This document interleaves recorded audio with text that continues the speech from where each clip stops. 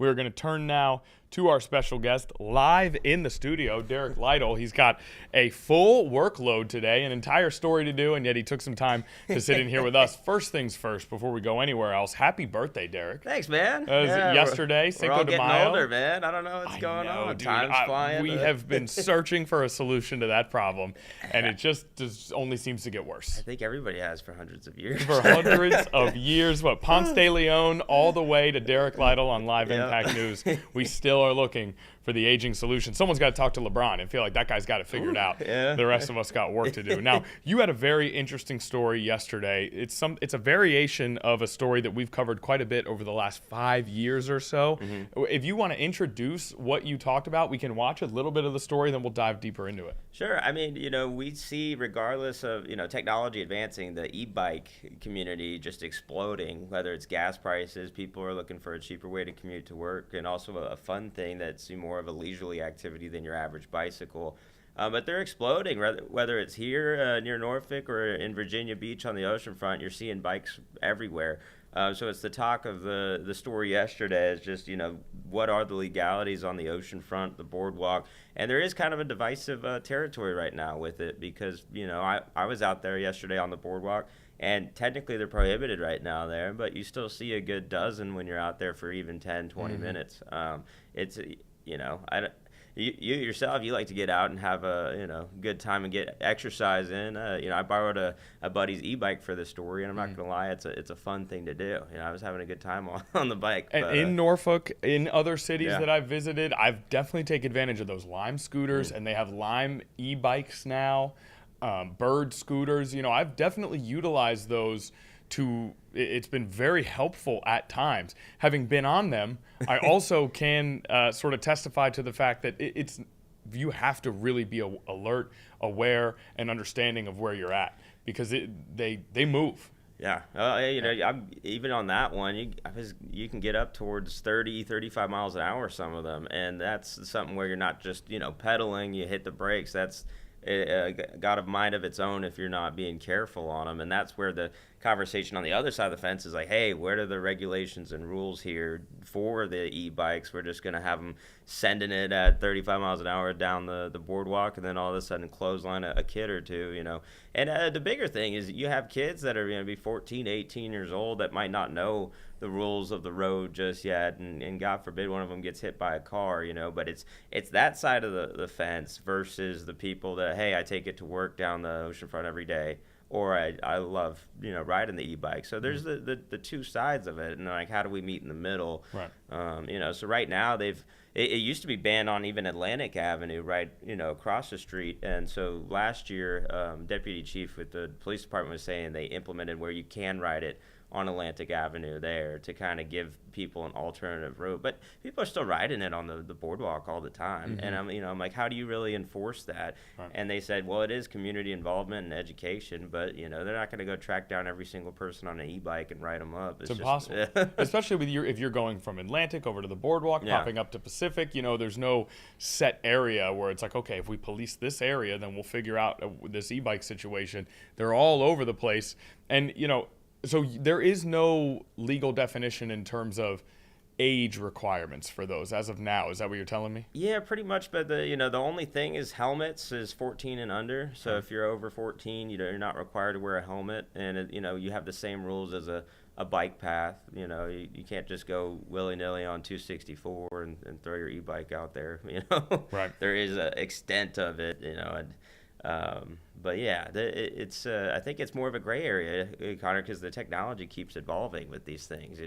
Now we got bikes. You can buy one of those puppies for $400, $500, and you're out there cruising at 35 miles an hour. I mean, with gas costing $405, $410. I wish I could take one from Virginia Beach here to Norfolk, but and this is not a bicycle. This is it's a high power. Motorized vehicle. It can really move. Like that doesn't. Some of them you do pedal still, but then it just takes you. Yeah. And like you said, 30 miles an hour, maybe more. So this is not a bicycle. This thing can really move. And so much of the design of the oceanfront was done with bicycles in mind, and those 4-person bicycle carts in mind, and now the advent of this new technology, everyone's scrambling to figure it out. Can I ask, we talk about, obviously we're monitoring the safety concerns that come with this. Can you talk a little bit about the benefits that come from e-bikes being a part of our community? Because there's another side of this as well. Yeah, look, you got somebody that lives over, maybe take Virginia Beach, for example. They live on First Street, they might have a car, or family has a car, but, they got to get to work over on 34th Street or towards Bird Neck, something like that.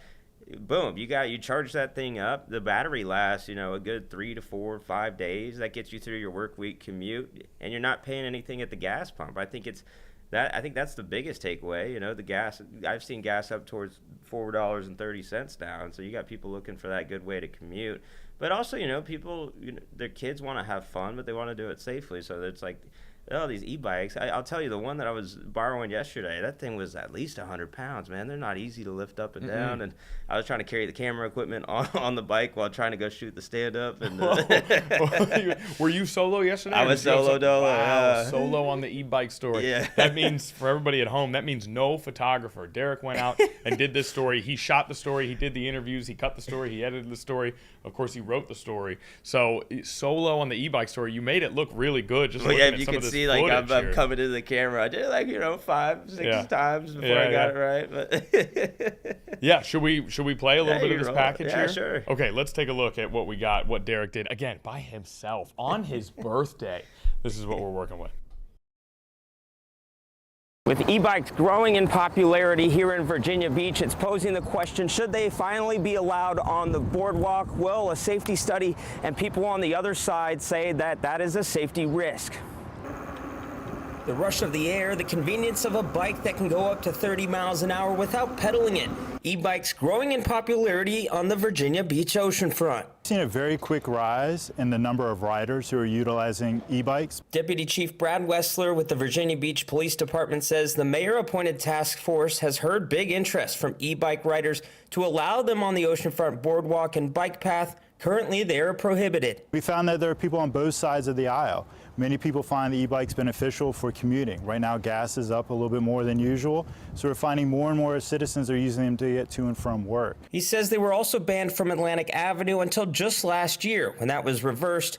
Wessler believes those opposed to allowing e-bikes by the boardwalk think it's a safety issue. So we're seeing a few crashes, and that's starting to concern us, and we're changing our approach on that. Wessler says while they welcome a healthy conversation about how to move forward, as of now, the police department sides with keeping them banned from the boardwalk. A lot of people want to do that. It's just not safe. We have a lot of pedestrians, a lot of slow-moving traffic. We found that riding an e-bike was probably not the safest way to do that. So we'll probably stay strong in that approach and just move them over to Atlantic Avenue, which is a safer environment. Derek Lytle, 13 News Now. That was a great story, Derek. I mean, again, like you hit that perfect note of this is both entertaining, enjoyable to watch, and also extremely informative, and illuminates an issue that genuinely has two sides that each have a meaningful point of view. What's next in this situation? Yeah, so they got a task force appointed by the mayor looking into should we allow them on the boardwalk. And, I think if we allow them and summertime happens, it'll be really interesting to see how that plays out with rollerblading, skateboard, everything you see out there. And hopefully people can have fun doing it and nobody gets hurt. But that's the kind of weight game that you see. That's the weight game that you see. And there is, when you talk about parking at the oceanfront, it's like, oh, it's free until, whatever date in the late spring. Mm-hmm. Could this be a situation where they say, look, e-bikes on the boardwalk, it's fine until April 15th or May 1st or when we know that busy season's going to begin? Is that an option here? I think it could be, but then you have the problem of when it's nice weather, that's when people want to be out on their e-bikes. Right. Not when you're it's not snowing out there in February riding your e-bike around. Yeah, we've been out there covering the snowstorm on the oceanfront. Not a lot of e-bikes popping around. Not really, no. Okay, that is Derek Lytle. Anything else you want to add, Derek? No, we're golden. Can you give a teaser to your story today? Yeah. Virginia Beach Fire Department has a brand new state-of-the-art boat. It's going to help hopefully save a lot of people this summer. We're going to get out on that at Rudy's Inlet about lunchtime today, and we'll bring you that tonight. It's really cool. They have technology that lets them scan from farther distances, save more than one person at a time. So very good. Yeah. Derek Lytle and one of our photographers, Luca Pfeiffer, out on Rudy Inlet. Look for that story 4 o'clock, 5 o'clock, 6 o'clock on 13 News Now. Meanwhile, for us here on Live Impact News, we're going to take a commercial break. When we get back, plenty more to cover here. Stay with us.